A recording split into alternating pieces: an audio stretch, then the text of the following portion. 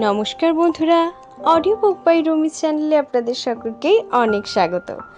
আমি রুমি। আমি ধারাবাহিকভাবে পড়ছি শরদিন্দু বন্দ্যোপাধ্যায়ের তুমি সন্ধ্যার মেঘ উপন্যাসটি। আজ পড়ব এর 7ম পর্ব। আসুন তবে শুরু করি তুমি সন্ধ্যার মেঘ উপন্যাসটির 7ম পর্ব। অনঙ্গপাল লম্বোদরের গৃহে ফিরিয়া আসিল। ভৃত্য তাহার কক্ষে পেটরা পট্টলি প্রভৃতি নামাইয়া রাখিলে তাহাকে কিছু পুরস্কার দিয়া বলিল, আর্যকে বলো আজ অপরাহ্নে আমি আবার আসব। ভৃত্য প্রস্থান করিলে অনঙ্গ নিজ কক্ষের বাহিরে আসিয়া ইতস্তত দৃষ্টি নিক্ষেপ করিল, কিন্তু কাহাকেও দেখিতে পাইল না। গৃহে সারা শব্দ নাই। দাসী গৃহকর্ম করিয়া প্রস্থান করিয়াছেন। গৃহস্বামী এখনো ফিরেন নাই। গৃহিণী সম্ভবত পাকশালায় রন্ধনে ব্যস্ত। গৃহের এই নিরাবিলতার মধ্যে যেন একটা শান্তিপূর্ণ প্রসন্নতা আছে। অনঙ্গ তখন আবার কক্ষে প্রবেশ করিয়া দ্বার ভেজাইয়া দিল। পেটরা খুলিয়া নিজ দ্রব্য সামগ্রী দিয়া ঘর সাজাইতে প্রবৃত্ত হইল। নিজ ব্যবহার্য বস্ত্রাদির সঙ্গে ছিল কয়েকটি ক্ষুদ্র মৃৎ পুত্তলি, রঙের পাত্র, তুলিকা ইত্যাদি। দক্ষিণ দিকের গবাক্ষে খুলিয়া দিয়া অনঙ্গ শিল্প সামগ্রীগুলি তাহার নিজের মেঝে সাজাতে লাগালেন। কিন্তু মৃত্তিকা সংগ্রহ করিতে হইবে। এই গবাক্ষের নিচে বসিয়া সে নতুন মূর্তি গড়িবে। অতঃপর আর কোনো কাজ নাই। জঠরে ক্ষুধার উদ্রেক হইয়াছে দেখিয়া অনঙ্গ গা মোছা কাঁধে ফেলিয়া নদীতে স্নান করিতে চলিলে। এবারে রেবার তীরে বাঁধা ঘাট নাই, কিন্তু উচ্চ পার ক্রমে নিম্নগামী হইয়া নদীর জলে মিশিয়াছে। অনঙ্গ জলের কিনারায় নামিয়া আসিয়া এক তাল ভিজা মাটি হাতে তুলিয়া পরীক্ষা করিল। ভালো মাটি, কাঁকর নাই, ঈষৎ বালি মিশ্রিত বালু মাটি। এই মাটিতে ভালো মূর্তি করা যাইবে। অনঙ্গ নিশ্চিন্ত হইয়া নদীতে অবগাহন করিল। ওদিকে বান্ধুলি ঘরে ফিরিয়াছিল। অতিথির ঘরের দ্বার বন্ধ রহিয়াছে। এখনো ঘুমাইতেছে নাকি? বান্ধুলি একটু ইতস্তত করিল, তারপর সন্তর্পণে কপাটের উপর করাঘাত করিল, অল্প ঠেলিল। দ্বার ঈষৎ খুলিল। ভিতরে কেহ নাই, শয্যা শূন্য। কিন্তু জানলার নিচেও কি? বান্ধুলি চমৎকৃত হইয়া গেল। নিজের অজ্ঞাতসারে সে কক্ষে প্রবেশ করিল। কি অপূর্ব মূর্তিগুলি! কোনটি লক্ষ্মীর মূর্তি, কোনটি সরস্বতীর, কার্তিক আছেন, গজানন আছেন, তাছাড়া বুদ্ধ মূর্তি, যক্ষিণী মূর্তি। বীতস্থি প্রমাণ মূর্তিগুলিতে বর্ণের সমাবেশই বা কি অপরূপ! সেগুলি যেন জীবন্ত। বান্ধুলি কিছুক্ষণ উৎফুল্ল নেত্রে চাহিয়া রহিল। তারপর ছুটিয়া ঘর হইতে বাহির হইয়া গেল। গৃহের পশ্চাৎ ভাগে পাকশালা বা রসবতী। বেতসী উনানে আকড়ি ডাল চড়াইয়া দর্বি দ্বারা মন্থন করিতেছিল। বান্ধুলি ছুটিয়া গিয়া সেখানে উপস্থিত হইল। বলিল, ওই দিদি, দেখবি আয়, দেখবি আয়, কি সুন্দর পুতুল। বেতসী কৌতূহলী হইয়া বলল, পুতুল? কোথায় পুতুল? অতিথির ঘরে। আয় না শিগগিরি, দেখবি আয় বলিয়া বান্ধুলি ফিরিয়া চলিল। বেতসী দর্বি হাতে লইয়া তাহার পিছন পিছন চলিল। চলিতে চলিতে বলিল, অতিথি কি ফিরে এসেছে নাকি রে? তা জানি না, ঘরে তো কেউ নেই। দুই ভগিনী অতিথির ঘরে প্রবেশ করিল। মূর্তিগুলি দেখিয়া বেতসীও মুগ্ধ হইয়া চাহিয়া রইল। কুম্ভকার রচিত স্থূল হাতি ঘোড়ায় নয়, অপরূপ শিল্পকৃতি। বেতসী সংহত কণ্ঠে বলিল, সত্যি সুন্দর। বণিক বোধহয় পুতুলের ব্যবসা করে জানিস। বান্ধুলি বলিল, পাশে রং তুলে রয়েছে, হয়তো নিজেই মূর্তি গড়ে কারুকর। বেতসী বলল, তাই হবে। তল্পি তল্পা নিয়ে ফিরে এসেছে দেখছি, কিন্তু গেল কোথায় সে? পিছন হইতে শব্দ হইল, এই যে আমি নর্মদাতে স্নান করতে গিয়েছিলাম। দুইজনে ফিরিয়া দেখিল অতিথি। তাহার গায়ে ভিজা গামছা জড়ানো, এক হাতে সিক্ত বস্ত্রের পিণ্ড, অন্য হাতে একদলা কাদা। দুই বোন অপ্রস্তুত হইয়া পড়িল। বেতসীর হাতে দর্বি পিছনে সে লুকাইল। অনঙ্গ কিন্তু লেশ মাত্র অপ্রতিভ হইল না। মাটির দলা ভূমিতে রাখিয়া বলিল, আমার পুতুল দেখছিলে? কেমন ভালো নয়? এই কাদা এনেছি, আরও পুতুল করব আমি। দুই ভগিনী তীর্যক ভাবে দ্বারের দিকে চলিল। সেখানে পৌঁছিয়া বেতসী বলিল, আমার রান্না তৈরি, এক্ষুনি দিচ্ছি আপনাকে। সে অদৃশ্য হইল। বান্ধুলিও তাহার অনুসরণ করিতেছিল, কিন্তু তৎপূর্বেই অনঙ্গ তাহাকে সম্বোধন করিল, এই যে তুমি রাজবাড়ি থেকে ফিরে এসেছ? বান্ধুলি জড়িত স্বরে বলিল, হ্যাঁ, দিদিরানী বললেন। অনঙ্গ বলিল, আমি ভেবেছিলাম আজ রাত্রির আগে আমি আর তোমার দেখা পাবো না। দিদিরানীকে? বান্ধুলি বলিল, বড় রাজকুমারী দেবী বীরশ্রী। ও, বড় রাজকুমারীর নাম বীরশ্রী, আর তোমার নাম কি? বান্ধুলি এবার থতমত খাইয়া বলিল, বান্ধুলি। বান্ধুলি? অনঙ্গ ফিক করিয়া হাসিল, সুন্দর নাম। আমার নাম কি জানো? মাধুকর। বান্ধুলি প্রথমে শ্লেষটা ধরিতে পারে নাই, তারপর তার মুখে যেন আবির ছড়াইয়া পড়িল। বান্ধুলি আর মধুকর, ফুল আর ভ্রমরা। সে আর বাক্যবায় না করিয়া পলায়ন করিল। অতীতে হয়তো সরলভাবেই নিজের নাম বলিয়াছে, কিন্তু বান্ধুলি যখন রসবতীতে ফিরিয়া গেল, তখন তাহার মুখে ভয় ভঙ্গুর হাসি লাগিয়া থাকিলেও বুক ঠিপ ঠিপ করিতেছিল।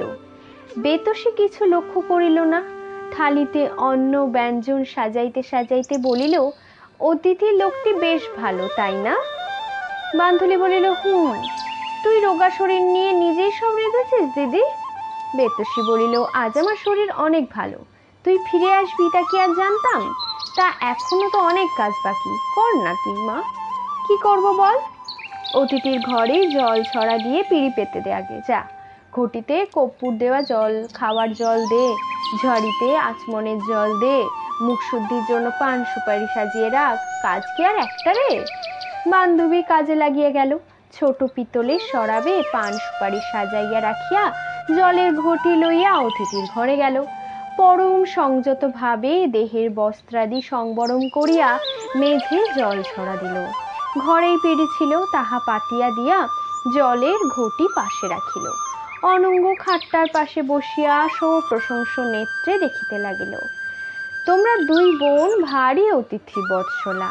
গৃহস্বামী লম্বোদর ভদ্র এখনো কি আসেননি? বান্ধবী উত্তর দিবার পূর্বেই বেতসী থালা লইয়া প্রবেশ করিল। পিঠিকার সম্মুখে থালা রাখিয়া বলিল, গৃহস্বামীর কি আর সময়ের জ্ঞান আছে? রাজভৃত্য সে, কখন আসেন কখন যান তা দৈবজ্ঞও বলতে পারে না। আসুন আসুন, বসুন। অনঙ্গ পিঠিকায় বসিল। আহার্য শুধু ঘৃত তণ্ডুল নয়, অড়হরের ডাল, শাক সিন্ডির ব্যঞ্জন, নিম্বের তিক্ত, তিনতরির অম্বল, দধি ও পকপথ। আহার্যগুলি পরিদর্শন করিয়া অনঙ্গ বলিল, এ কি করেছ ভগিনী? এত অন্ন ব্যঞ্জনের কি প্রয়োজন ছিল? সামান্য শাক তণ্ডুলি আমার পক্ষে যথেষ্ট। বেতসী প্রীত হইয়া বলিল, সে কি কথা, আপনি অতিথি। বান্ধুলি পাখা নিয়ে আয় তো, যা। বান্ধুলি তাল বৃন্তের পাখা আনিয়া দিল। বেতসী সম্মুখে বসিয়া থালার উপর পাখা নাড়িতে লাগিল। অনঙ্গ আহারে মন দিল। বান্ধুলি তাম্বুলের সরাব হস্তে দ্বারে ঠেস দিয়া দাঁড়াইয়া রহিল। কিয়ৎকাল নীরবে কাটিবার পর বেতসী বলিল, আপনি আমাকে ভগিনী বলে ডেকেছেন, তাই জিজ্ঞাসা করতে সাহস করছি, আপনার দেশ কোথায় ভদ্র? অনঙ্গ বলিল, আমার দেশ বঙ্গমগধ, আমি পাটলিপুত্রে বাস করি। বলিয়া লম্বোদরকে যেরূপ পরিচয় দিয়েছিল বেতসীকেও সেই রূপে দিল। বেতসী জিজ্ঞাসা করিল, পিতা মাতা, দ্বার কুটুম্ব, সন্তান সন্ততি?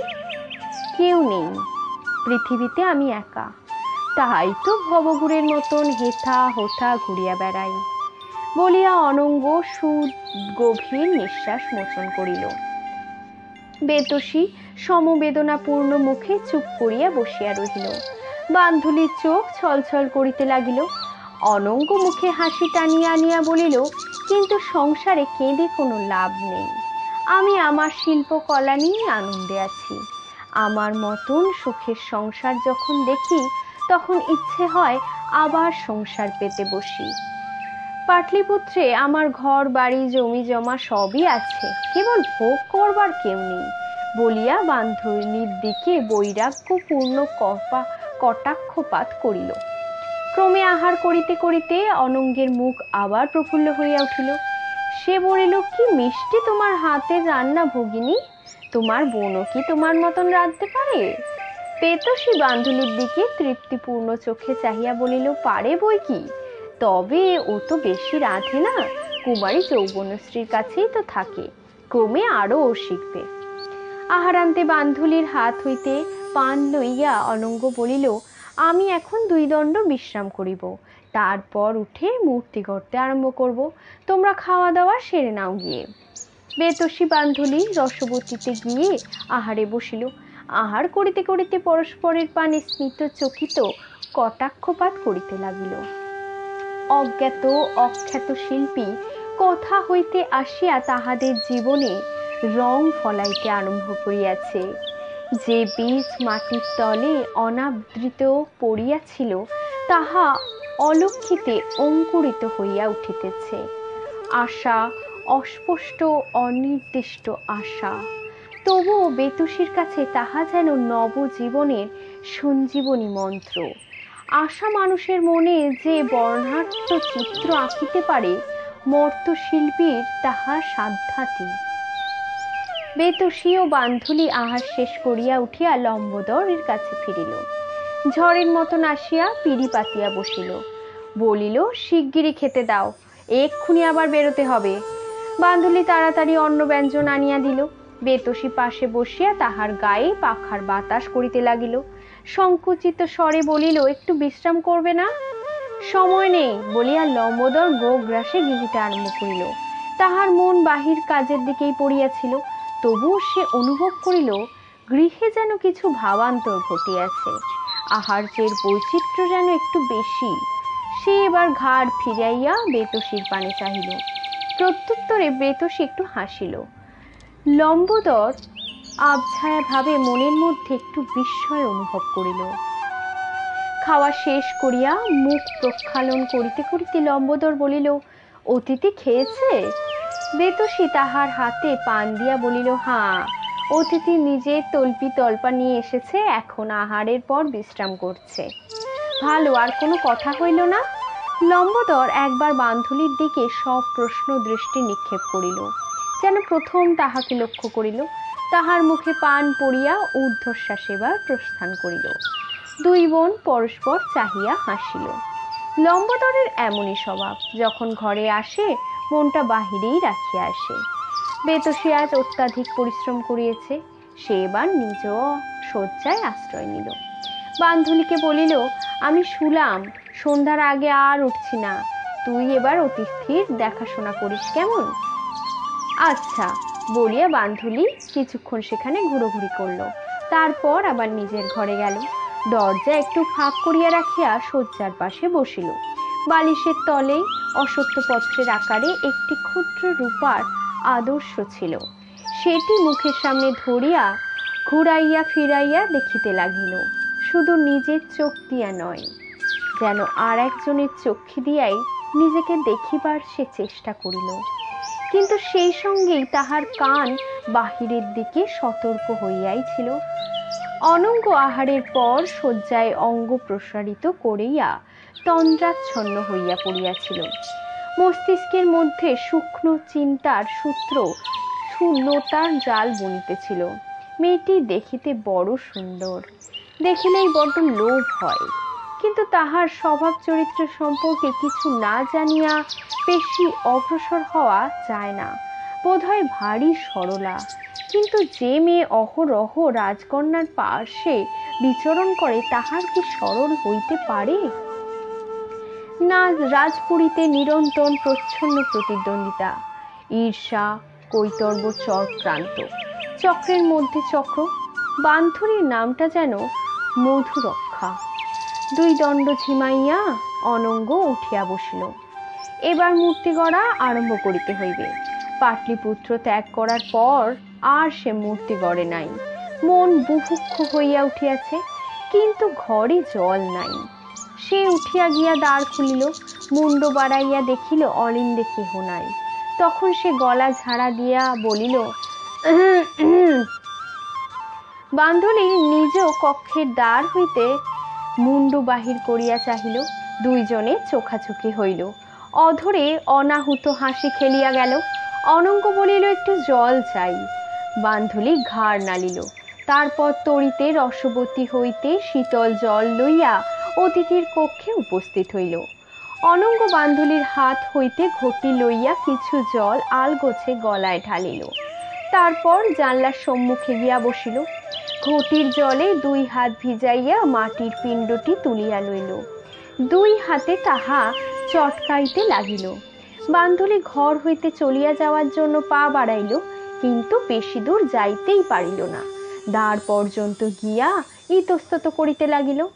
অনঙ্গ আর চোখে তাহা লক্ষ্য করিয়া বলিল, তোমার যদি অন্য কাজ না থাকে তুমি বসো, আমার কাজ দেখো না, কোনো আপত্তি নেই। এই আমন্ত্রণটুকুই বান্ধলি লোলুপ মনে কামনা করিতেছিল। শিল্পী কেমন করিয়া মূর্তি করে তাহা জানিবার জন্য তাহার ঔৎসুক্যর সীমা ছিল না। সে বিরক্তি না করিয়া ফিরিয়া আসিল এবং অনঙ্গ হইতে কিছু দূরের এক পাশে হাঁটু মুড়িয়া বসিল। অনঙ্গ কাদা থালিতে থালিতে হাস্যমুখে বলিল, কি মূর্তি গর্ব বলো? বান্ধবী সলজ্জ চক্ষু নত করিল, আমি জানি না। অনঙ্গ আর কিছু বলিল না, নিপুণ অঙ্গুলি দিয়া মৃৎপিণ্ড গড়িতে আরম্ভ করিল। বান্ধবীর মুখের দিকে তাকায় আর গড়ে।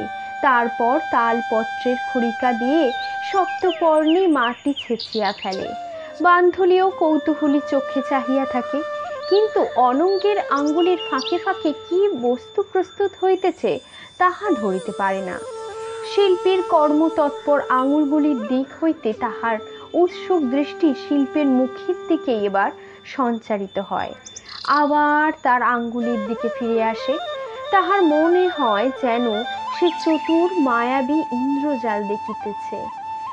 অবশেষে অনঙ্গ মৃৎপিণ্ডটি বান্ধলির মুখের কাছে ধরিয়া জিজ্ঞাসা করিল, কার মুখ চিনতে পারো? বান্ধলি রুদ্ধশ্বাসে দেখিল তাহারই মুখ। নাক, চোখ, কপাল, গণ্ড কোনো প্রভৃতি নেই। ভিজে মাটিতে তাহার মুখের ডৌল অবিকল ফুটিয়াছে। সে ব্যাঘ্র বিহবল কণ্ঠে বলিল, আমি। অনঙ্গ হাসিতে হাসিতে মুখখানাকে আবার নিরবয়ব মৃৎপিণ্ডে পরিণত করিল। জিজ্ঞাসা করিল, ভালো হয়নি? পরে তোমার মুখ আবার ভালো করে গড়ব। বান্ধলি সম্মোহিতের ন্যায় বসিয়া দেখিতে লাগিল। অনঙ্গ তাল সদৃশ্য মৃৎপিণ্ডটিকে 3 ভাগ করিয়া ছোট ছোট মূর্তি গড়িতে আরম্ভ করিল।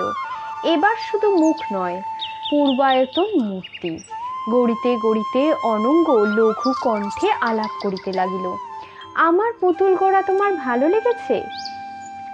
এত সুন্দর পুতুল। বান্ধলি কথা অসম্পূর্ণই রহিয়া গেল। আমার পুতুল রাজকুমারীদের ভালো লাগবে, খুব ভালো লাগবে। এমন চমৎকার পুতুল রাজকুমারীরা দেখেনি। অনঙ্গ কিছুক্ষণ নীরবে কাজ করিল, তারপর বলিল, আমি একটা ভালো পুতুল তৈরি করে তোমাকে দেব। তুমি সেটি রাজপুরীতে নিয়ে গিয়ে কুমার ভট্টারিকাদের দেখাবে, কেমন? বান্ধলি সাগ্রহে বলিল, পারবো, ওরা দেখে খুব প্রীত হবেন। কবে আপনি পুতুল তৈরি করে দেবেন আমায়? তাহার আগ্রহ দেখিয়া অনঙ্গ হাসিল। সত্যি মেয়েটা খুবই সরলা। সে বলিল, পুতুল তৈরি করে তাকে আগুনে পোড়াতে হবে, তারপর রং রসায়ন চড়াতে হবে, 2-3 দিন লাগিবে। এইভাবে 3-4 দণ্ড কাটিয়া গেল। বান্ধলির জড়তা ক্রমে কাটিয়া যাইতে লাগিল। অপরাহ্ন কাল উপস্থিত হইলে অনঙ্গ কাজ বন্ধ করিয়া দিল। বলিল, আমাকে এবার যে বেরোতে হবে, সন্ধ্যার আগেই আমি ফিরিব। বিগ্রহপাল প্রতীক্ষা করিতেছিলেন। অনঙ্গ উপস্থিত হইলে দুইজনে অশ্বক্রয়ের জন্য বাহির হইলেন। পদব্রজেই চলিলেন। একজন ঘোড়াডম, কম্বল, বগলা প্রভৃতি পর্যলয়ে লইয়া তাহাদের পথ দেখাইয়া চলিল। নগরের পশ্চিম প্রান্তে যেখানে লোকালয়ে শেষ হইয়া মাঠ আরম্ভ হইয়াছে, সেইখানে বিস্তীর্ণ স্থান ঘিরিয়া ঘোড়ার আগর। প্রায় ৬-৭ অশ্ব এই বংশবন্ধনীর মধ্যেই আবস্থ আছে। অধিকাংশ অশ্বই মুক্ত অবস্থায় ঘুরিয়া বেড়াইতেছে, কয়েকটি বাধা আছে। লাল, কালো, সাদা নানা রঙের উৎকৃষ্ট তেজস্বী অশ্ব।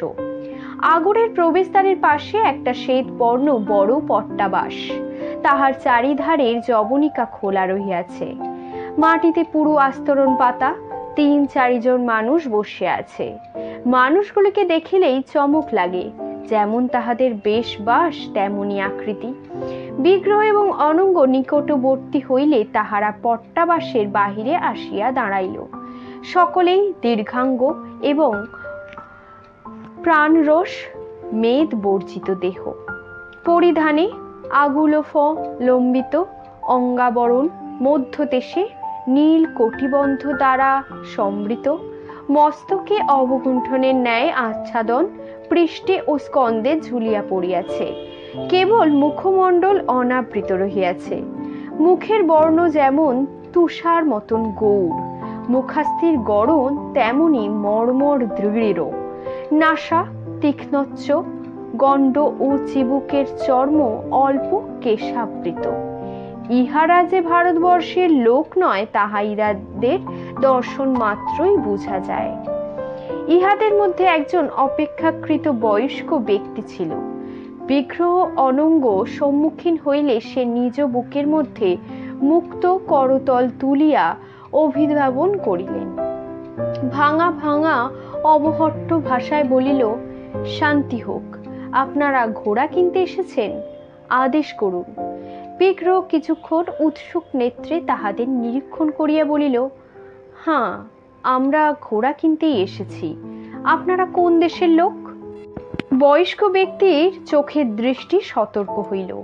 সে গম্ভীর মুখে বলিল, আমরা আরব দেশের সওদাগর, বণিক। বিগ্রহ বলিল, আরব দেশ? সে কোথায়? বণিক পশ্চিম দিকে বাহু প্রসারিত করিয়া বলিল, ওই দিকে, অনেক দূরে, বহু নদী, পাহাড়, মরুভূমি পার হয়ে যেতে হয়। ভালো, আমরা 2টি উৎকৃষ্ট ঘোড়া কিনতে চাই। আমরা উৎকৃষ্ট ঘোড়া বিক্রি করি, আমার কাছে কোনো নিকৃষ্ট ঘোড়া নেই।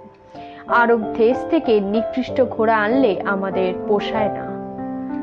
ভালো, তবে ঘোড়া দেখান। বণিক তখন বলিল, আর একটি কথা, আমরা ঘোড়ার দাম সোনা ছাড়া অন্য কোনো মুদ্রায় নিই না। বিগ্রহ বলিল, সোনাই পাবেন। অনঙ্গ এতক্ষণ নীরব ছিল।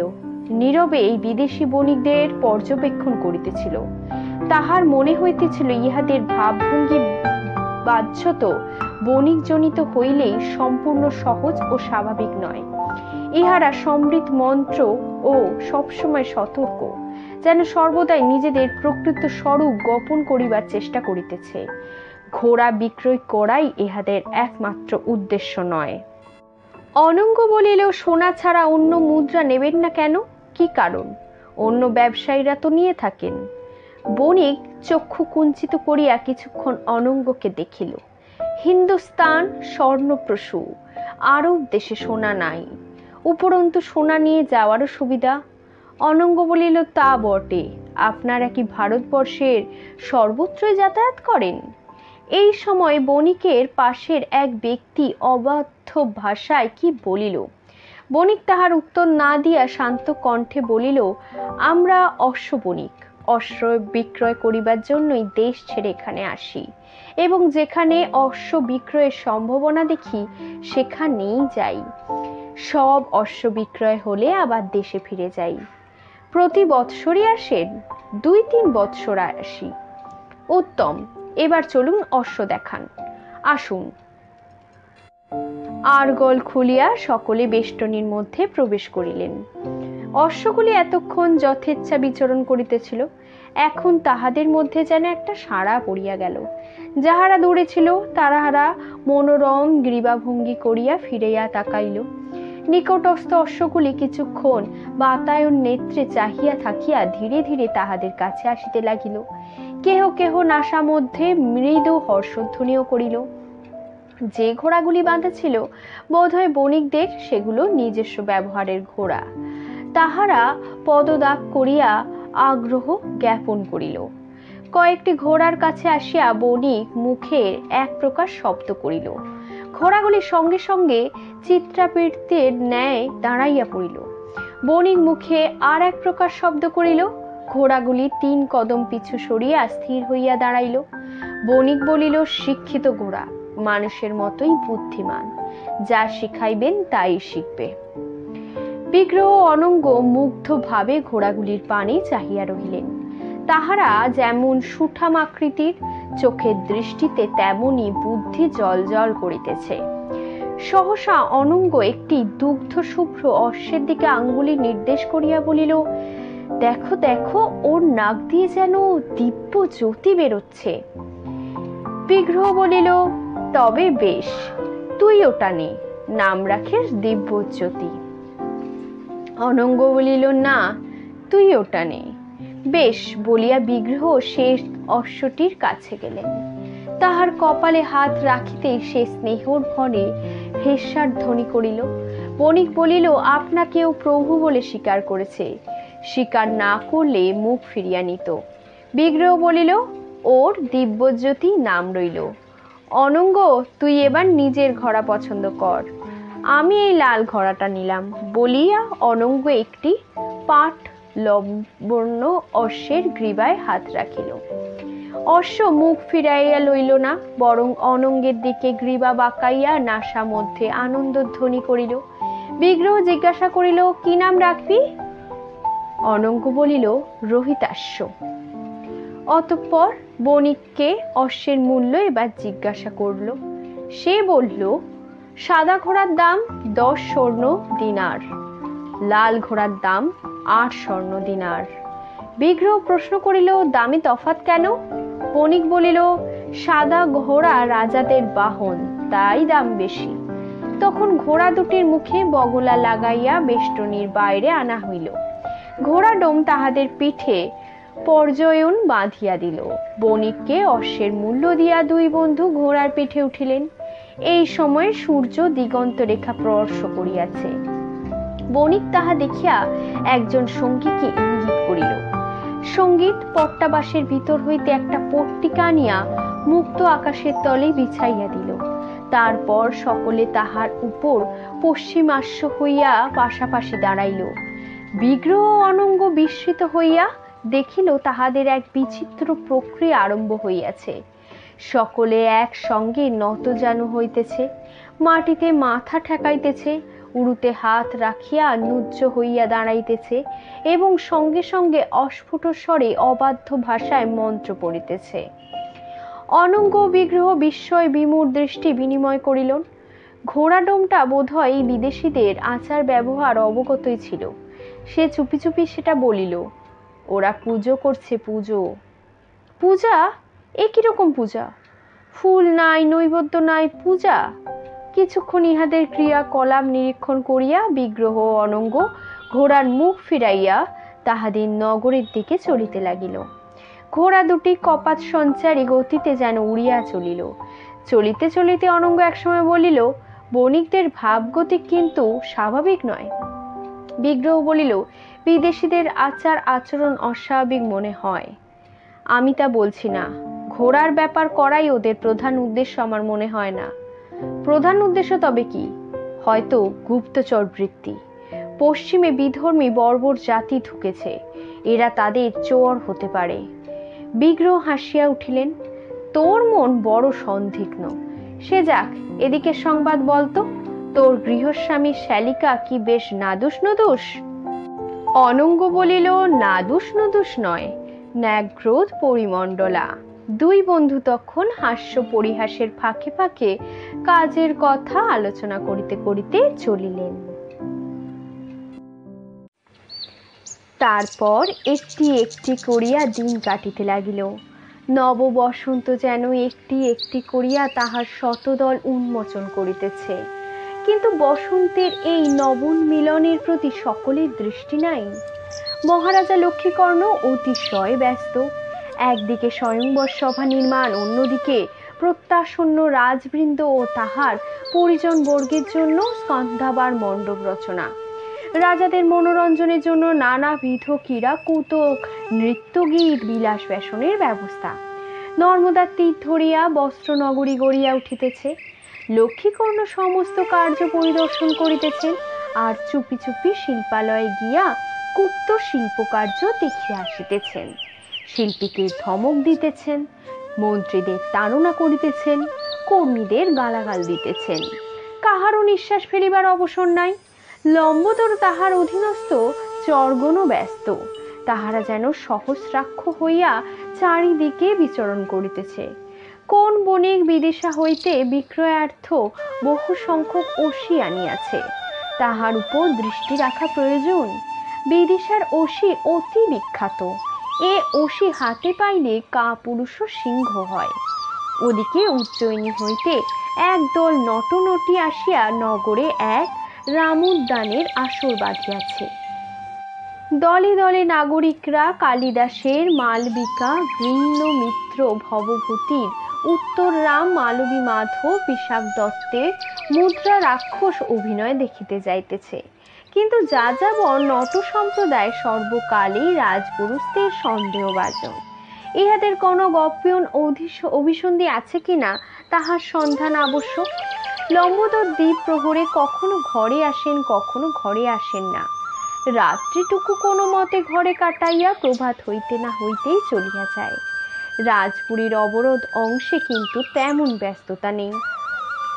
ভরা নদীর মাঝখান দিয়ে যখন খরস্রোতা প্রবাহিত হয়, নদীর দুই তীর তখন সামান্য মাত্র আবর্ত্র দেখা যায়।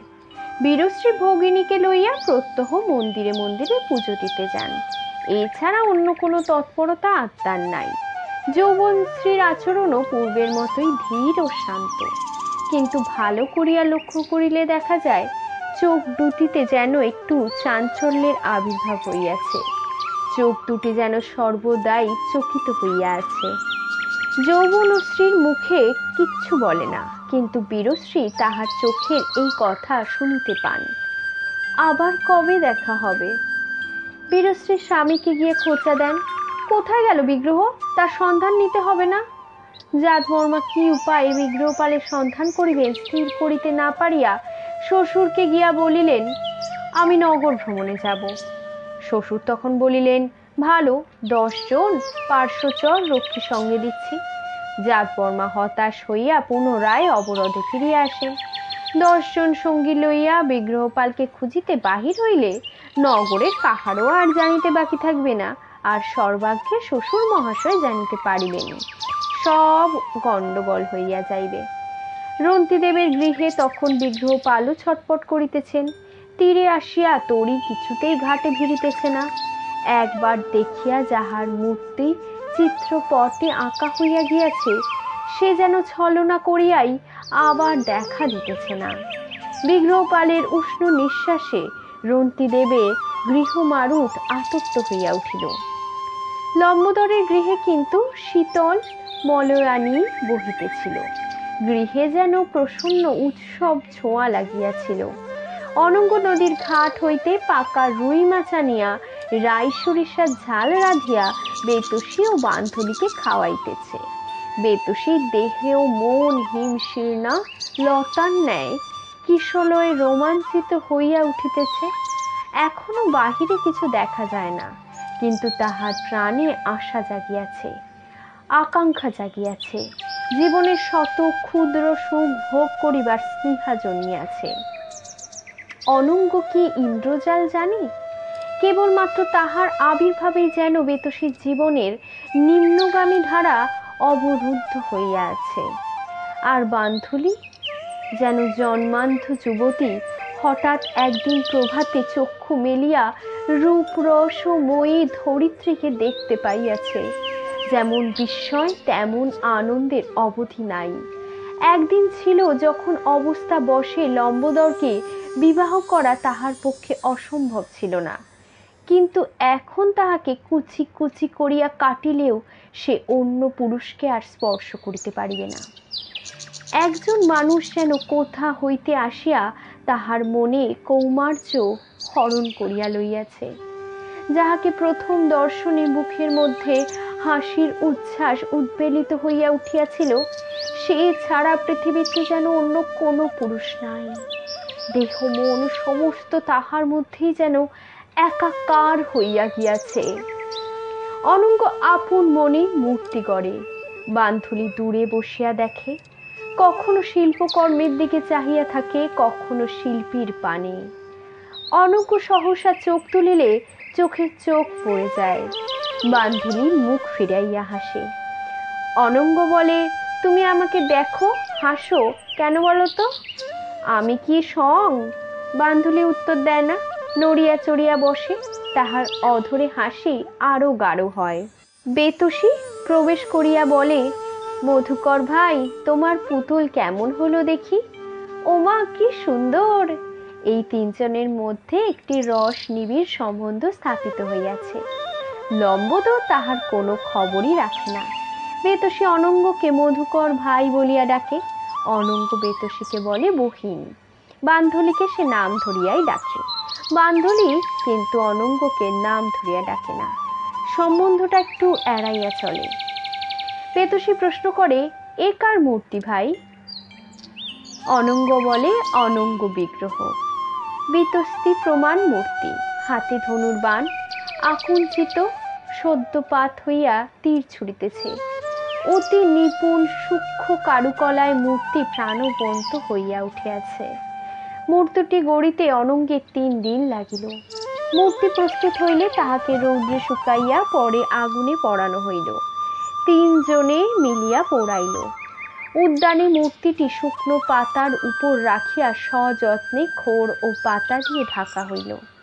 তারপর সন্তর্পণে তাহার উপর জ্বালানি কাঠ চাপা দেওয়া হইল। বেতসী প্রদীপের পলিতা দিয়ে তাহাতে আগুন দিল।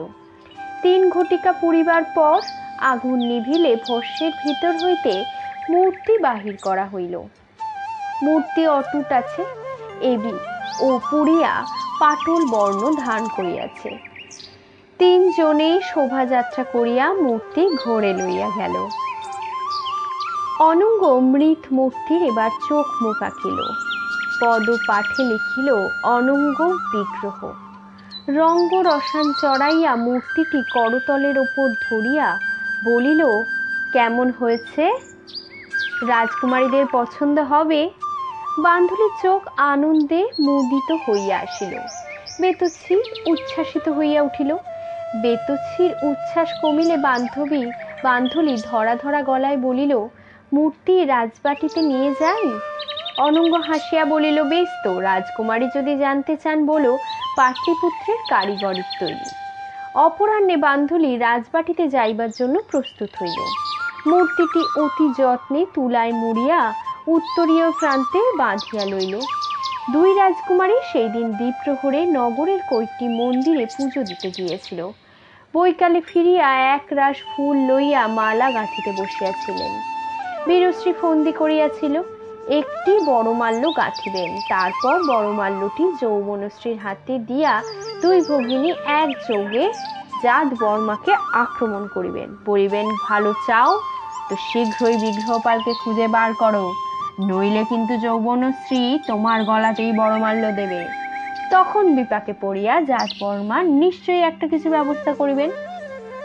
শ্বশুরবাড়ি আসিলে সব জামাতাই অলস এবং অকর্মণ্য হইয়া পড়ে। জাত বর্মাকে খোঁচা না দিলে সে কিছুই করবেন না। যৌবনশ্রী দিদির সহিত পারিয়া ওঠে না, নিতান্ত ছেলে মানুষ জানিয়াও তিনি সম্মত দিয়েছেন। মালা গাঁথা হইতেছে। মালা গাঁথিতে গাঁথিতে বীরশ্রী বলিলেন, কিন্তু যৌবনা, ও যদি সত্যিই তোর মালা নেয় তখন আমার কি হবে রে? যৌবনশ্রী মুখ টিপে এবার হাসিলেন। দিদির সহবাসের তাহার একটু মুখ ফুটিয়াছে। বলিল, তখন বলবো ও মালা আমার নয়, দিদি গেঁথেছে। যদি তাতেও না শোনে তখন তুমি সামলাবে, আমি জানি না। বীরশ্রী বলিলেন, মন্দ কথা নয়, তুই মালা হাতে নিয়ে যাবি আর আমি যাব মুগুর হাতে নিয়ে। যদি মোর গন্ডগোল করে তখন মাথায় এক ঘা দেব। কিন্তু যুবতীদ্বয়ের মন্ত্রণা কার্যে পরিণত করবার আর প্রয়োজনই হইল না। এই সময় বান্ধুলি আসিয়া উপস্থিত হইল। বীরশ্রী বলিল, কি রে বান্ধুলি, তোর অতিথির খবর কি? বান্ধুলি সলজ্জ উত্তেজনা চাপিয়া রাখিয়া কাছে আসিয়া বসিল। একটু হাঁপাইয়া বলিল, দিদিরানী, একটা জিনিস এনেছি, দেখবে? বীরশ্রী বলিল, কি জিনিস? তোর অতিথিকে আঁচলে বেঁধে এনেছিস নাকি রে? বান্ধুলি উত্তরীয়ের বাঁধন খুলিয়া মুখটি বাহির করিল। বীরশ্রী তাহা হাতে লইয়া বলিল, ওমা, এই যে আমার শ্বশুর দেশের গাড়িখড়, এ তুই কোথায় পেলি? বান্ধুলি সব বিভ্রম ঘাড় বাঁকাইয়া বলিল, অতিথি গড়েছে। সত্যি? তোর অতিথি তো ভারী গুণী লোক। এই পর্যন্ত বলিয়া এবার বীরশ্রী থমকিয়া গেলেন। তাহার চোখ পড়িল মূর্তির পাদপীঠে ক্ষুদ্র অক্ষরে লেখা আছে, অনঙ্গ বিগ্রহ। মদন মূর্তির নিচে অনঙ্গ বিগ্রহ লেখা থাকিলে আশ্চর্য হইবার কিচ্ছু নাই, কিন্তু অনঙ্গ এবং বিগ্রহ দুইটি নামই বীরশ্রীর অতি পরিচিত। তিনি চকিত হইয়া একবার বান্ধুলির মুখের পানে চাহিলেন। বান্ধুলির মুখে কিন্তু কোনো রহস্যের সংকেত নাই। সে সরলভাবে বলিল, অতিথি পাটলিপুত্রের শিল্পী। তাই নাকি? এবার বীরশ্রীর সন্দেহ দৃঢ় হইল। তিনি বলিলেন, ভারী সুন্দর অনঙ্গ বিগ্রহ গড়েছে পাটলিপুত্রের এই শিল্পী। আচ্ছা, তুই পান নিয়ে আয়। বান্ধুলি পর্ণ সম্পুট আনিতে গেল। বীরশ্রী তখন মূর্তির নিচে লেখা নাম যৌবনশ্রীকে দেখাইল। যৌবনশ্রীর মুখ চোখিতে অরুণাভ ফুটিয়া উঠিল। বীরশ্রী বলিল, সংকেত বলেই মনে হচ্ছে, বুঝলি? বান্ধুলি কিন্তু কিছু জানে না, ওর কাছে এখন কিছু ভেঙে কাজ নেই, আমি বুদ্ধি বার করছি। বান্ধুলি পর্ণ সম্পুট লইয়া আসিলে দুই ভগিনী পান মুখে দিল। বীরশ্রী বলিল, দিব্যি অতিথি পেয়েছিস, নাম কি রে অতিথির? বীরশ্রী নত নেত্রে বলল, মধুকর। বীরশ্রীর একটু ধোকা লাগিল, কিন্তু ছদ্মনাম হইতে পারে। তিনি প্রশ্ন করিলেন, বয়স কত? তা জানে না। গেল ছুরি, মানুষ দেখে বলতে পারিস না বুড়ো কি ছোড়া? অপ্রতিভ বান্ধবী বলিল, ও মানে বুড়ো নয়, তাহলে কত বয়স হবে? ওই 25-26 হবে। চেহারা কেমন? যাও দিদিরানী, আমি জানি না। চেহারা কেমন জানিস না? কি ব্যাপার বল দেখি, তোর রকম সব কিন্তু আমার ভালো মনে হচ্ছে না। বান্ধবী রক্তবর্ণ হইয়া উঠিল। আমি চেহারা ভালো মন্দ জানি না বাবা, রং ফর্সা, কোকড়ানো চুল, বড় বড় চোখ। লম্বদরের মতন নয়? বান্ধবী ঠোঁটে আঁচল চাপা দিয়ে বললেন, না। বীরশ্রী ভাবিলেন, বোধ হইতেছে অনঙ্গপালী বটে। তিনি বলিলেন, আচ্ছা, এই পুতুলটি আমি নিলাম বলিয়া কান হইতে অবতংশ খুলিয়া বান্ধবীর হাতে দিয়া বলিলেন, শিল্পীকে দিস, এটা আমার পুরস্কার। যদি অনঙ্গ হয় অবতংশ চিনিতে পারিবে, নৌকা যাত্রাকালে অনেকবার দেখিয়াছে। বান্ধবী গদগদ মুখে কর্ণভরণ অঞ্চলে বাঁধিল। বীরশ্রী বলিলেন, তুই আর এখানে থেকে কি করবি? বাড়ি চলে যা, কাল সকালে আসিস, কিন্তু অতিথি নিয়ে মেতে থাকিস না যেন। কাল আমরা দুপুরবেলা ত্রিপুরেশ্বরী মন্দিরে পুজো দিতে যাব, তুইও যাবি। আচ্ছা দিদিরানী। পরদিন মধ্যাহ্নে 2-3 দণ্ড পূর্বে অনঙ্গ ও বিগ্রহ যথাক্রমে রোহিতাশ্ব ও দিব্যজ্যোতির পিঠে চড়িয়া ত্রিপুরেশ্বরীর মন্দির অভিমুখে চলিয়াছেন। সঙ্গে একজন ভৃত্য আছে, সে পথ দেখাইয়া দিবে। নগরের উপান্ত হইতে পূর্ব দিকে পথ চলিয়া গিয়াছে। নগর সীমায় পৌঁছিলে ভৃত্য বলিল, এই পথ দিয়ে সিধা চলে যান, 3-4 ক্রোশ গেলেই ত্রিপুরেশ্বরীর মন্দির পাবেন বলিয়া সে ফিরিয়া গেল। পিঠ পথ ছায়া চিত্রিত পথ, দক্ষিণ দিক হইতে জলকোনা স্নিগ্ধ বাতাস বহিতেছে। দুটি অশ্বযুগ্য তীরের ন্যায় ছুটিয়া চলিয়াছে। বিগ্রহপাল প্রাণশক্তির অতিসাহ্যে উচ্চ হাস্য করিয়া উঠিলেন। এতক্ষণে মনে হচ্ছে বেঁচে আছি, তোর মনে হচ্ছে না?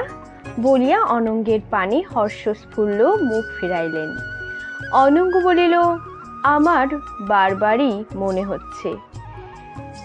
উচ্চহাস্য করিয়া বিগ্রহ বলিলেন, তা তুই তো তোর মানসীকে পেয়েছিস, কিন্তু তোকে বিশ্বাস নেই, হয়তো কার্যোদ্ধারের জন্য প্রেমের অভিনয় করছিস। অনঙ্গ বলিল, না ভাই না, এ সত্যি প্রেম। প্রথমে ভেবেছিলাম একটু রঙ্গরসিকতা করে কাজ উদ্ধার করব, কিন্তু এমন ওর স্বভাব, না ভালোবেসে যে আর উপায় নেই। তা এখন কি করবি? তুই যা করবি আমিও তাই করব, ঘোড়ার পিঠে তুলে প্রস্থান। ওকে কিছু বলেছিস নাকি? এখনো বলিনি, তাক বুঝে বলবো। এখন শুধু হাবুডুবু খাচ্ছি। তুই একলা খাচ্ছিস না সেও হাবুডুবু খাচ্ছে? অনঙ্গ অধর মুকুলিত করিয়া বিগ্রহের দিকে সহাস্য কটাক্ষপাত করিল। উত্তর দেওয়ার প্রয়োজনই মনে করল না। এইভাবে লঘু বাক্যালাপে দুইজনে পথ অতিক্রম করিলেন। পথে পথিকের বাহুল্য নাই। আচ্ছাদিত পথ ক্রমশ উপরে উঠিতে উঠিতে নর্মদা প্রপাতের সন্নিকটে শেষ হইয়াছে। দ্বিপ্রহরের পূর্বেই দুইজন ত্রিপুরেশ্বরী মন্দিরে উপস্থিত হইলেন। নর্মদা যেখানে প্রস্রবণের আকার অন্ধকার গুহা হইতে বাহির হইয়া আসিয়াছে, তাহার অনতি নিম্নে উচ্চ পাষাণ চত্বরের উপর শ্বেত প্রস্তর নির্মিত ত্রিপুরেশ্বরীর মন্দির। মন্দিরে কয়েকজন পূজারী আছেন। তাহারা অশ্বারোহীদের আসিতে দেখিয়া চত্বরের উপর সারি দিয়া দাঁড়াইলেন। এখানে পূজার্থী যাতায়াত বেশি নয়, তবে পূজা পার্বণের সময় এখানে মেলা হয়। অশ্বারোহীদ্বয় মন্দিরের নিকট থামিলেন না, আরো অগ্রসর হইয়া গুহার মুখের কাছে আসিয়া অশ্ব হইতে অবতরণ করিলেন। বিপুল গুহামুখ হইতে শান্ত ধারার জল বাহির হইতেছে, স্রোতের উন্মাদনা নাই। যেন নিদ্রোত্থিতের অনন্ত নাগ ধীর সঞ্চারে বিবর হইতে নিগ্রত হইতেছে। পশ্চাতে মেঘল পর্বত স্কন্ধের পর স্কন্ধ তুলিয়া গুহার পটভূমিকা রচনা করিয়াছে। গুহার পাশে শিলাকীর্ণ অসমতল ভূমির ওপর এখানে ওখানে পাহাড়ি গাছপালা জন্মিয়াছে, গুল্ব রচনা করিয়াছে। উপরন্তু একটি ক্ষুদ্র বৃক্ষ বেটিকাও আছে।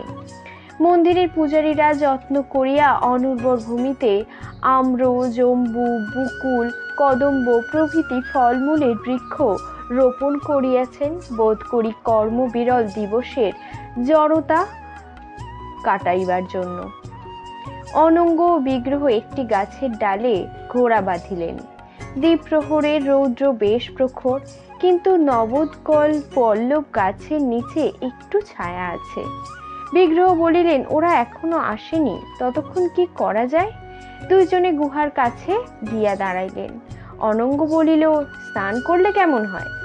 বিগ্রহ স্নিগ্ধ শীতল জলের পানে সভিলাষ দৃষ্টি নিবদ্ধ করিয়া বলিলেন, স্নান মন্দ হয় না, কিন্তু অন্য বস্ত্র কই? অনঙ্গ বলিল, নির্জন স্থানে বিবস্ত্র হয়ে স্নান করলে ক্ষতি কি? কেউ দেখতে পাবে না। ওরা যদি এসে পড়ে? চিন্তার কথা বটে। বিবস্ত্র অবস্থায় মহিলাদের কাছে ধরা পড়লে লজ্জার অবধি থাকিবে না। অনঙ্গ হাসিয়া বলিল, এক কাজ করা যেতে পারে। গুহার ভিতরে তো অন্ধকার, পাশ দিয়া ভিতরে যাওয়ার সংকীর্ণ পাড়ও আছে, ভিতরে গিয়াই স্নান করা যায়। চল, আমি যখন স্নান করব তুই বাইরে পাহারা দিবি, তুই যখন স্নান করবি আমি তখন বাইরে পাহারা দেব। এই সময় পেছনে কণ্ঠস্বর শোনা গেল, ভদ্র, আপনারা কি গুহার প্রবেশের অভিলাষ করছেন? মন্দিরের পূজারী, কপালে রক্ত চন্দনের তিলক, ক্ষৌরিত মস্তকের অধিকাংশ জুড়িয়াই স্থূল শিখা, কিন্তু সৌম্য সুহাস্য মুখশ্রী। অনঙ্গ বলিল, আপনি বুঝি মন্দিরের পণ্ডপুরুষ?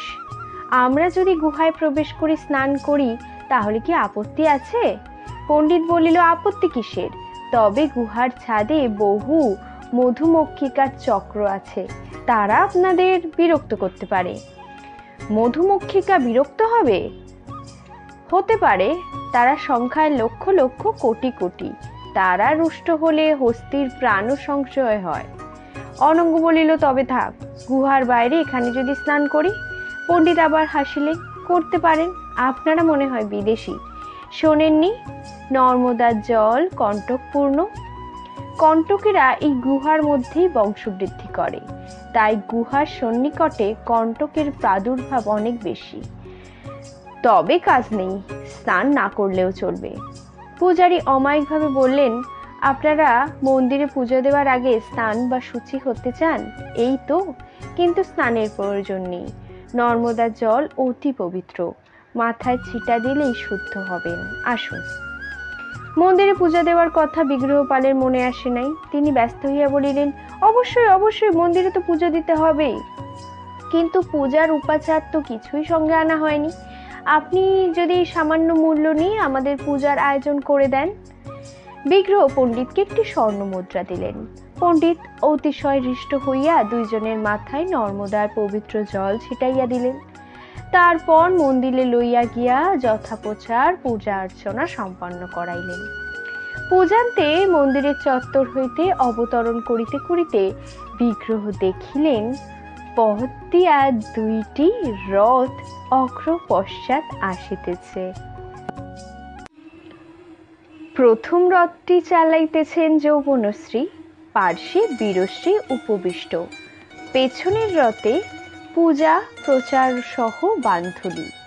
দুই বন্ধু উৎফুল্ল কটাক্ষ বিনিময় করিলেন। তারপর ক্ষিপ্র পদে সোপান অবতরণ করিতে লাগিলেন। সোপানের পদমূলে দুই পক্ষের সাক্ষাৎ হইল। বীরশ্রী সর্বাগ্রে ছিলেন। তাহার মুখে গাঢ় হাসি স্ফুরিত হইয়া উঠিল। তাহার পিছনে যৌবনশ্রী দিদির আঁচল চাপিয়া ধরিয়াছেন। তাহার মুখ পর্যায়ক্রমে রক্তিম ও পাণ্ডুবর্ণ ধারণ করিতেছিল। সর্বশেষে বান্ধুলি সোনার থালায় পূজা প্রচার লইলা বিভক্ত ওষ্ঠাধারে অনঙ্গের পানে চাহিয়াছিল। বীরশ্রী বিগ্রহপালকে লক্ষ্য করিয়া ছলনা ভরে বলিলেন, ভদ্র, আপনাকে যেন কোথায় দেখেছি বলে মনে হচ্ছে। বিগ্রহ যৌবনশ্রীর উপর চক্ষু রাখিয়া কৃতাঞ্জলি পুটে বলিলেন, ভদ্রে, এর মধ্যেই ভুলে গেলেন? আমি যে পলকের তরেও আপনাকে ভুলিতে পারিনি। বীরশ্রী বলিলেন, ও, মনে পড়েছে মনে পড়েছে, আপনার নাম কি যেন? অধীনের নাম রণমল্ল। এই সময় যৌবনশ্রী একবার চক্ষু তুলিয়া আবার চক্ষু নত করিয়া ফেলিলেন। বীরশ্রী বলিলেন, নামটা কেমন যেন নতুন নতুন ঠেকছে, কিন্তু মানুষটা তো সেই। অনঙ্গের দিকে ফিরিয়া বলিলেন, আপনি বুঝি বান্ধুলির বন্ধু সেই মধুকর? অনঙ্গ দর্শন ছটা বিকীর্ণ করিয়া হাত জড়ো করিল। বীরশ্রী সোপানের ঊর্ধ্ব দিকে কটাক্ষপাত করিয়া বলিলেন, আর না, পুরোহিত মশাই নেমে আসছেন, আপনারা কি এখনই নগরে ফিরে যাবেন? বিগ্রহ বলিল, আপাতত কিছুক্ষণ বৃক্ষ বটিকায় বিশ্রাম করিবার ইচ্ছা আছে। ভালো, আমরাও পূজা দিয়া কিছুক্ষণ বৃক্ষ বটিকায় বিশ্রাম করব। আয় বান্ধুলি, হাঁ করে পরপুরুষের পানে এভাবে তাকিয়ে থাকতে নেই, যা। বান্ধুলি লজ্জায় ঘাড় ফিরাইয়া ভগিনীদ্বয়ের অনুসরণ করিল। ততক্ষণে পুরোহিত মশাই নামিয়া আসিয়া মহা সমাদরে সকল পূজারিণীকে উপরে লইয়া গেলেন। 2 দণ্ড পরে পূজারিণীরা মন্দির হইতে নামিয়া আসিলেন। বৃদ্ধ রাজ সারথি সম্পদ দ্বিতীয় রথটি চালাইয়া আসিতেছিল। দেখা গেল সেই রথ দুটি এক বৃক্ষের ছায়ায় লইয়া গিয়াছে এবং অশ্বগুলিকে কিছু ঘাস দিয়া নিজেই বৃক্ষাতলে নিদ্রা যাইতেছে। যুবতীরা তখন নিঃসংশয়ে বৃক্ষবটিকার দিকে চলিলেন। বৃক্ষবটিকার পুরো ভাগে এক চম্পক বৃক্ষতলে অনঙ্গ দাঁড়াইয়াছিল। সসম্ভ্রমে বীরশ্রীকে সম্বোধন করিলেন, দেবী, যে ছদ্মবেশী চোরকে আপনারা খুঁজছেন সে ওই আমলকি বৃক্ষতলে লুকিয়া আছে। বীরশ্রী বলিলেন, ভালো, তুমি বুঝি এই কুঞ্জবনের দ্বারপাল? আপাতত এই মেয়েটাকে তুমি একটু আটকে রাখো তো, ওকে আমাদের এখন প্রয়োজন নেই। ফেরবার পথে ওকে আবার অক্ষত দেহে আমার কাছে সমর্পণ করো, কেমন? অনঙ্গ যুক্ত করে বলিল, যথা আজ্ঞা দেবী। বীরশ্রী তখন যৌবনশ্রীর হাত ধরিয়া কুঞ্জবনে প্রবেশ করিলেন। অনঙ্গ দেখিল প্রণয় সম্ভাষণের পক্ষে স্থানকাল সমস্তই অনুকূল। সে আর দ্বিধা করিল না, বান্ধুলির সম্মুখে আসিয়া গম্ভীর কণ্ঠে বলিল, তুমি আমার বন্দিনী। বান্ধুলি হাসিয়া গড়িয়াই পড়িল, তারপর যথাসম্ভব আত্মসম্বরণ করিয়া বলিল, আপনি কি করে এখানে এলেন? আপনার সঙ্গে উনি কে? অনঙ্গ বলিল, কাল বলেছিলে তোমার এখানে আসবে, মনে নেই? কিন্তু ও সব কথা এখন থাক, তুমি এখন আমার বন্দিনী, কিন্তু তোমাকে বেঁধে রাখবার জন্য পাশরজ্জু উপস্থিত আমার কাছে নেই। সুতরাং অনঙ্গ বান্ধুলির হাত ধরিল। চলো, ওই গাছতলায় চুপটি করে আমার পাশে বসে থাকবে। প্রণয়ীর প্রথম করস্পর্শে নাকি প্রণয়িনীর দেহে হর্ষোল্লাস জাগিয়া ওঠে, মন রাগ প্রদীপ্ত হয়, কিন্তু বান্ধুলির মনে হইল তাহার সারা দেহ যেন জুড়াইয়া গেল, স্নিগ্ধ হইয়া গেল। সে শুদ্ধ শান্ত চিত্তে অনঙ্গের পাশে বৃক্ষতলে গিয়া বসিল। তাহার ডান হাতখানি অনঙ্গের হাতে ধরাই রহিল। কিছুক্ষণ উভয়েই নীরব। তারপর অনঙ্গ বলিল, বান্ধুলি, আমি যদি তোমাকে ঘোড়ার পিঠে তুলে অনেক দূর দেশে নিয়ে যাই, তুমি যাবে? অপ্রত্যাশিত প্রশ্ন, কিন্তু বান্ধুলি চিন্তা করিল না, ক্ষণেকের মধ্যে দ্বিধাও করিল না।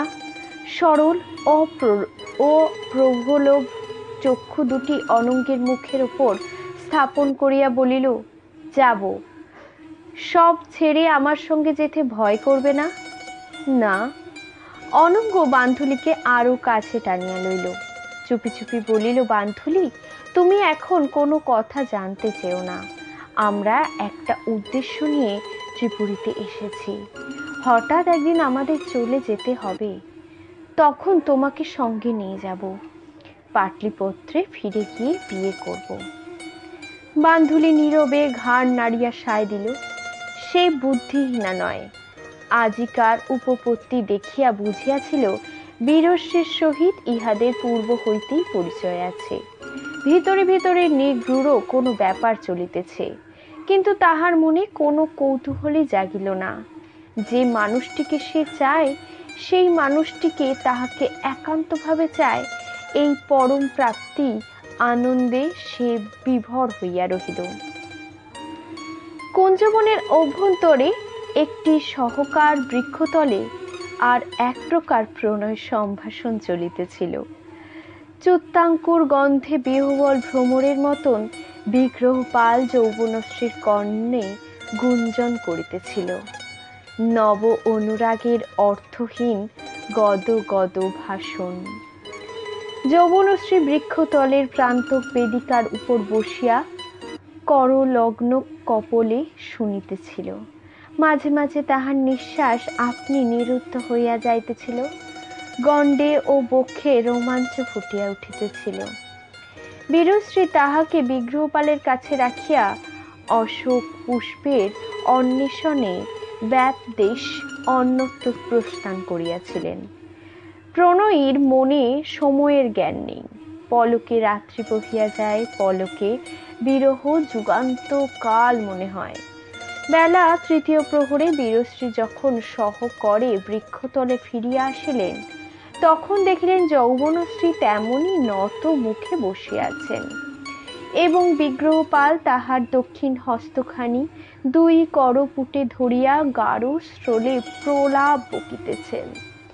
বীরশ্রী প্রণয় যুগের কাছে আসিয়া দাঁড়াইলেন। তাহারা তাহাকে লক্ষ্যই করিলেন না। তখন তিনি বলিলেন, বেলা যে 3 প্রহর হলো, এখনো তোমাদের মনের কথা বিনিময় হলো না? দুইজনেই বা চমকিয়া উঠিলেন। বিগ্রহপাল যৌবনশ্রীর হাত ছাড়িয়া বীরশ্রীর দিকে ফিরিলেন। করুণ হাসিয়া বলিলেন, দিদি, বিনিময় আর হলো কই? আমি কেবল মনের কথা বলে গেলাম, উনি তো কিছুই বললেন না। বীরশ্রী বলিলেন, আচ্ছা আচ্ছা, সে আর একদিন হবে খন, আজ দেরি হয়ে গেছে। এক্ষুনি হয়তো সম্পদ সারথি আমাদের খুঁজতে আসবে, তার কাছে ধরা পড়া বাঞ্ছনীয় নয়। বীরশ্রী এবার যৌবনশ্রীর হাত ধরিলেন। বলিল, যৌবনশ্রী, দিদি, আবার কবে দেখা হবে? বীরশ্রী হাসিয়া হাত ছাড়াইয়া লইলেন। যথা সময়ে জানতে পারবে। আয় যৌবনা। যৌবনশ্রী ও বান্ধলীকে লইয়া বীরশ্রী চলিয়া গেলেন। দুই বন্ধু তখন কুঞ্জবনে বসিয়া রহিলেন। কিছুক্ষণ পরে রথের ঘর ঘর ধ্বনি দূরে মিলাইয়া গেল। বিগ্রহপাল নিঃশ্বাস ফেলিয়া বলিলেন, চল অনঙ্গ, আমরাও ফিরি। অনঙ্গ জিজ্ঞাসা করল, ভাব হলো? বিগ্রহ হাসিলেন, প্রশ্নের উত্তর না দিয়া বলিলেন, তোর বান্ধবীকে দেখলাম, যা চাস তাই তো পেয়েছিস, তা কত দূর অগ্রসর হলি? অনঙ্গ বলিল, অনেক দূর। আমরা মোটামুটি প্রস্তুত, এখন তোরা প্রস্তুত হলেই যাত্রা করা যেতে পারে। বিগ্রহ বিমর্ষভাবে বলিল, আমাদের প্রস্তুত হতে এখন একটু সময় লাগবে। বেশি সময় কিন্তু লাগিল না। অমাবস্যা তিথি পূর্ণ হইবার পূর্বেই যৌবনশ্রীর মুখ ফুটিল। হৃদয় যেখানে সহস্র কথার ভারে পূর্ণ, সেখানে মুখ আর কতদিন নীরব থাকে। ত্রিপুরেশ্বরী সংঘটনের পরদিন প্রাতঃকালে অনঙ্গ রোহিতাস্যের পিঠে চড়িয়া শ্রোণীর ঘাটের দিকে চলিল। নৌকাটি কি অবস্থায় আছে দেখা আবশ্যক, কারণ প্রত্যাবর্তনের দিন ক্রমে ঘনাইয়া আসিতেছে। নৌকা সচল সক্রিয় অবস্থায় আছে। গরুর সাঙ্গপাঙ্গ লইয়া নৌকাতেই বিরাজ করিতেছে। জাত বর্মার নৌকাটাও আছে, কিন্তু তাহাতে মাঝি মোল্লা নাই।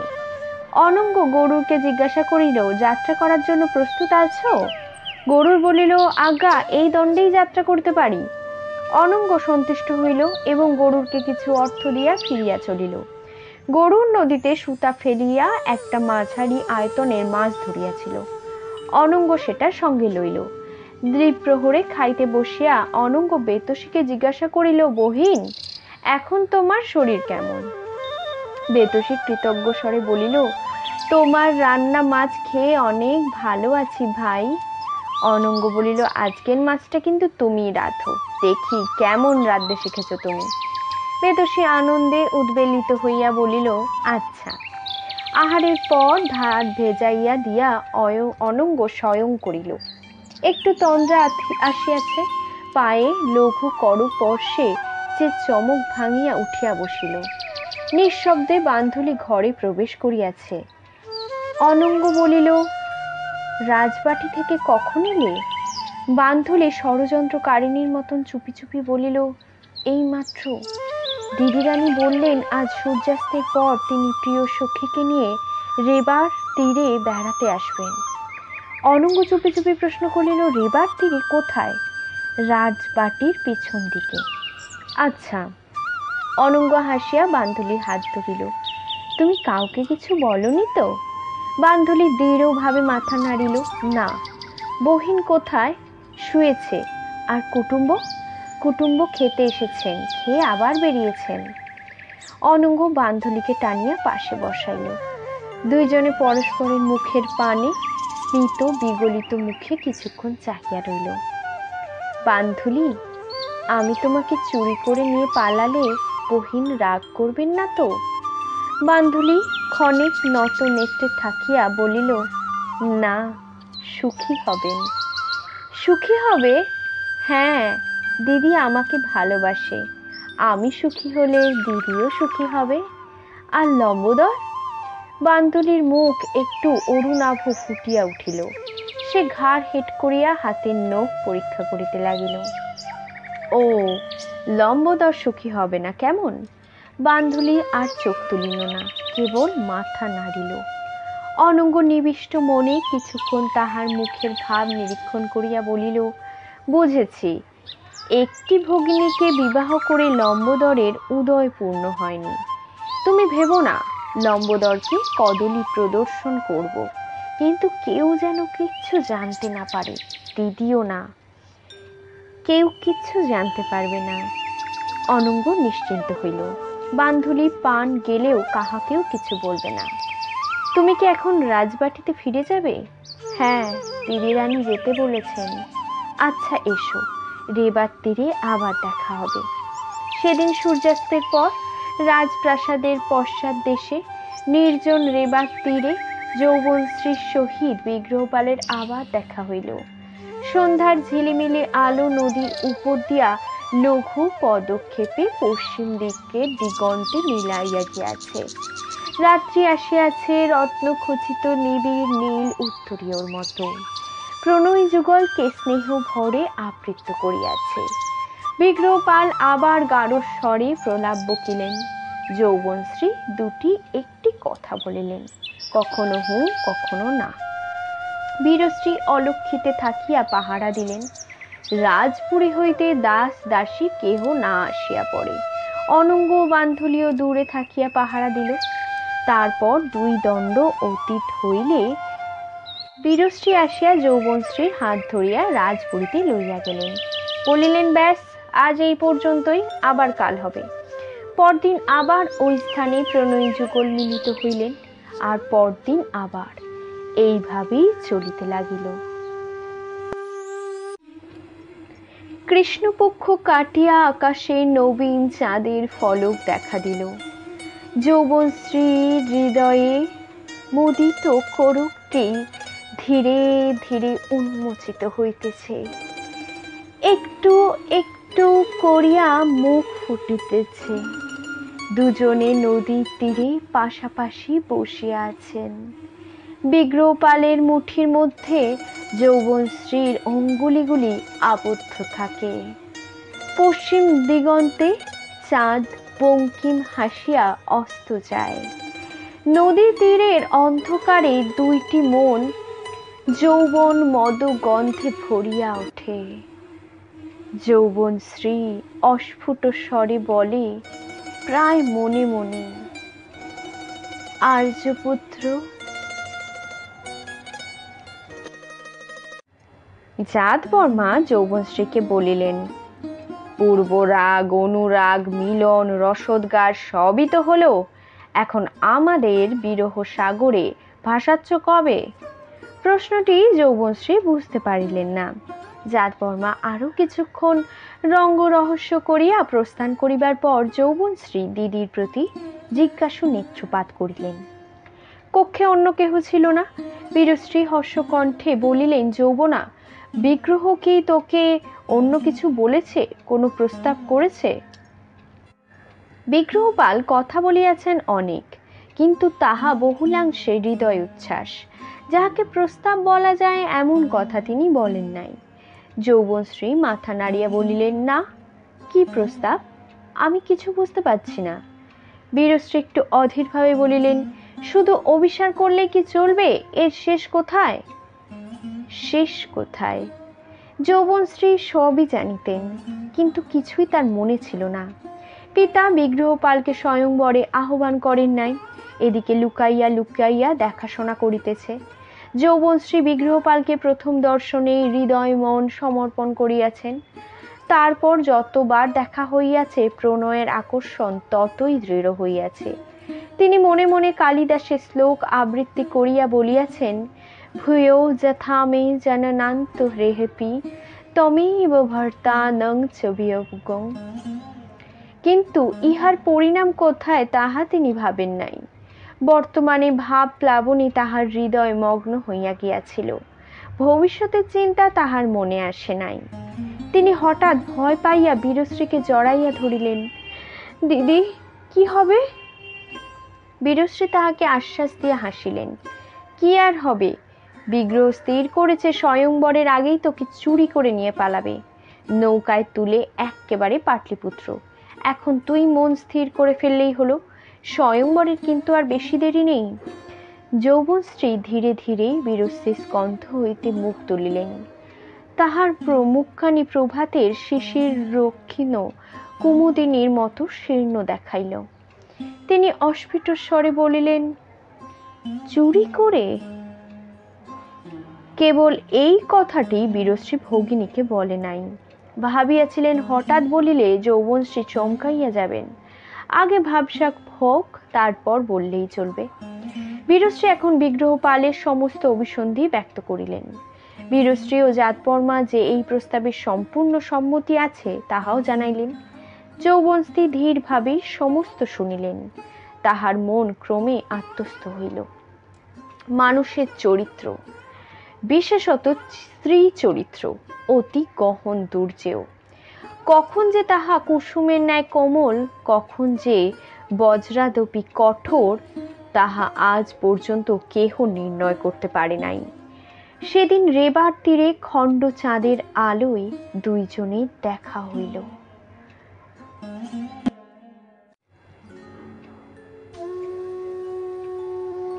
যৌবনশ্রী বিগ্রহ পালের সম্মুখে গিয়া দাঁড়াইলেন। তারপর আরো কাছে গিয়া তাহার বুকের উপর মাথা রাখিলেন। এই শত পরিশীলনের জন্য বিগ্রহপাল প্রস্তুত ছিল না। তিনি হর্ষ রোমাঞ্চিত দেহে দুই বাহু দিয়া যৌবনশ্রীকে বেষ্টন করিয়া তুলিলেন। যৌবনশ্রী, ভুবনশ্রী। যৌবনশ্রীর একটি হাত সরীসৃপের ন্যায় ধীরে ধীরে উঠিয়া বিগ্রহপালের স্কন্ধের উপর লগ্ন হইল। মুখখানি একটু উন্মিত হইল। বিগ্রহপাল দেখিলেন তাহার চোখে জল টলমল করিতেছে। যৌবনা, কি হইয়াছে? যৌবনশ্রীর ঠোঁট দুটি কাঁপিয়া উঠিল।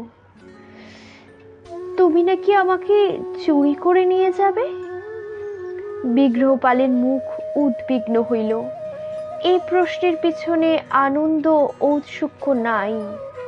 তিনি ব্যগ্র স্বরে বলিলেন, অন্য উপায় যে নাই যৌবনা। তোমার পিতা আমাকে স্বয়ংবর সভায় আমন্ত্রণ করেন নাই। যৌবনশ্রী বাষ্পরুদ্ধ কণ্ঠে বলিলেন, জানি, কিন্তু তুমি আমাকে চুরি করে নিয়ে যাবে? এই যে বড় লজ্জার কথা কুমার। বিগ্রহপালের মুখ ঈষৎ উত্তপ্ত হইল। তিনি বলিলেন, ক্ষত্রিয়ের পক্ষে কন্যা হরণ করা বিবাহ এ তো লজ্জার কথা নয়। যৌবনশ্রীর যে বাহুটি বিগ্রহপালের স্কন্ধ পর্যন্ত উঠিয়াছিল, তাহা এবার তাহার কণ্ঠ বেষ্টন করিয়া লইল। তিনি বলিলেন, কুমার, আজ আমার নির্লজ্জতা তুমি ক্ষমা করো। আমি তোমার, কায় মনো বাক্যে তোমার। তুমি আমাকে ক্ষমা করো। আমি তোমাকে কদাচ এই কাজ করতে দেব না। বাহুবলে কন্যা হরণ করা আর চোরের মতন কন্যা চুরি করা এক কথা নয়। রাবণ তস্করের মতন সীতাকে চুরি করেছিল। অর্জুন শত শত রাজাকে পরাস্ত করে কৃষ্ণাকে লাভ করেছিলেন। বিগ্রহপালের বাহু বেষ্টন শিথিল হইল। তিনি বিস্ময় বিহ্বল নেত্রে চাহিয়া রহিলেন। যে প্রথম প্রণয়ে ভীতা লজ্জাহত যুবতীকে তিনি প্রেম নিবেদন করিয়েছিলেন, এ যেন সে নয়। কোথায় প্রচ্ছন্ন ছিল এত তেজ, এত দৃঢ়তা? অবশেষে বিগ্রহপাল বলিলেন, কিন্তু যৌবনা, তুমি কি বুঝতে পারছো না এছাড়া তোমাকে পাওয়ার যে আর কোনো উপায় নাই? যৌবনশ্রী কম্পিত স্বরে বলিলেন, আমাকে তো পেয়েছ। তুমি আমার স্বামী। ইহ জন্মে জন্মান্তরে তুমি আমার স্বামী। কিন্তু যতক্ষণ সর্বসমক্ষে ভারতের সমস্ত রাজন্যবর্গের সম্মুখে তোমার গলায় মালা না দিচ্ছি, ততক্ষণ আমি তোমার সঙ্গে পালিয়ে যাব না। তাতে তোমার পিতৃকুল, আমার শ্বশুরকুলের অপমান হবে। ভুলে যেও না কুমার, কোন মহিমাময় রাজকুলে তোমার জন্ম। অমর কীর্তি ধর্মপাল, দেবপাল, মহিপাল তোমার পিতৃপুরুষ। অনুরূপ অবস্থায় তারা কি করতেন? এই প্রশ্নের সদুত্তর নাই। বিগ্রহপাল নির্বাক রহিলেন। বালসুলভ চপলতার বশে তিনি যে কর্মে অবতীর্ণ হইয়াছিলেন, তাহাতে বিবেকের দিক হইতে যে কোনো বাধা আসিতেছে পারে, তাহা তিনি চিন্তাই করেন নাই। তিনি যেন নদী তীরে এক হাঁটু জলে খেলা করিতে করিতে হঠাৎ গভীর জলে পড়িয়া গেলেন। অবশেষে দীর্ঘ নীরবতার পর তিনি বলিলেন, যৌবনা, তুমি আমার চোখ খুলে দিলে। সমস্ত ভারতবর্ষ আমাকে ধিক্কার দেবে, পাল রাজবংশে কলঙ্ক লাগবে। তা হতে পারে না। কিন্তু এখন উপায় কি? উপায় তুমি জানো। তুমি কি করবে? তুমি যা বলবে আমি তাই করব। স্বয়ংবর তো আর বন্ধ করা যাবে না। তোমাকে স্বয়ংবর সভায় যেতেই হবে। তুমি কি স্বয়ংবর সভায় না থাকো আমি যাব না। কিন্তু পিতা, তোমার পিতা? যৌবনশ্রী নীরব রহিলেন। আকাশের শশীকলা অস্ত গেল, অন্ধকার ঘিরিয়া আসিল। বিগ্রহপাল যৌবনশ্রীকে বাহু মুক্ত করিয়া বলিলেন, আজ তবে আমি যাই। সব লণ্ড ভণ্ড হয়ে গেছে। ভাবতে হবে আবার, অনঙ্গের সঙ্গে পরামর্শ করতে হবে, রন্তিদেবের উপদেশ নিতে হবে। কাল আবার এইখানে এসো, দেখা হবে। তাহাদের প্রেম লঘু পূর্ব রাগের স্তর উত্তীর্ণ হইয়া এক মুহূর্তে গভীরতর স্তরে উপনীত হইয়াছে।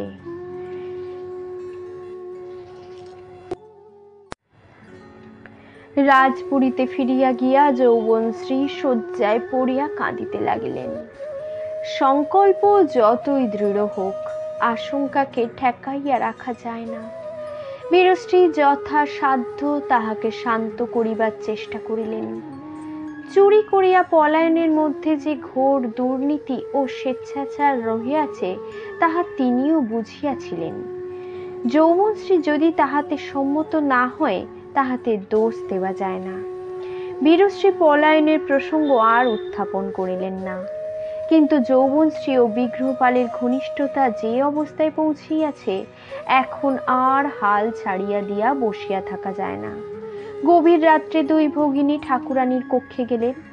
উপস্থায়িকাদের বিদায় করিবার পর বীরশ্রী বর্তমান সংস্থা ঠাকুরানীর গোচর করিলেন।